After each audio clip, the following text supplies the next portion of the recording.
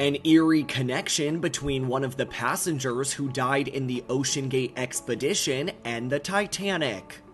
According to archival research cited by the New York Times, OceanGate CEO Stockton Rush, who had been leading expeditions to see the Titanic wreckage, had a surprising connection to the historic event.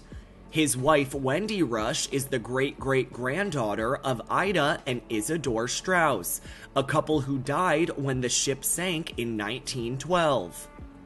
In the 1997 blockbuster Titanic, a short scene during the sinking of the ship shows a fictionalized version of the couple holding each other in bed while the room begins to flood. However, the New York Times says despite their depiction in the film, survivors recalled seeing the couple on the boat's deck as it sank. James Cameron, the film's director, who has made 33 dives to the Titanic's wreckage site since making his 1997 film, is commenting about the catastrophic connection between the Titanic and the Titan sub.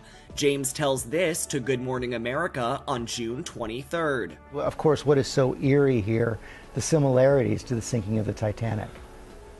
You know, I think the great tragedy here is Titanic fascinates us because it seems like such a colossal failure of some kind of system back then, and 1,500 people paid the price for it.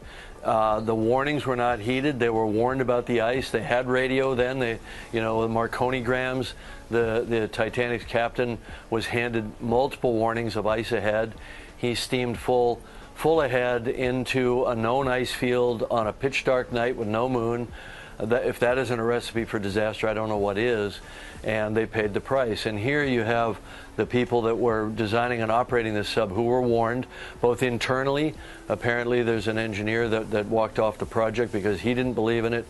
And a number of people in the greater, kind of deep submergence engineering community, including people that I'm very close with, warned the company that this could lead to, literally the term was catastrophic failure. And that's exactly what happened.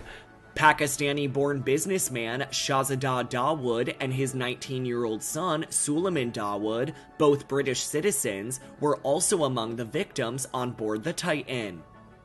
Shahzada's sister, Asma Dawood, tells NBC News that Suleiman had expressed reluctance about going on the voyage, informing a relative that he wasn't very up for it and felt terrified about the trip to explore the wreckage of the Titanic, but ultimately went to please his father, a Titanic fan, for Father's Day.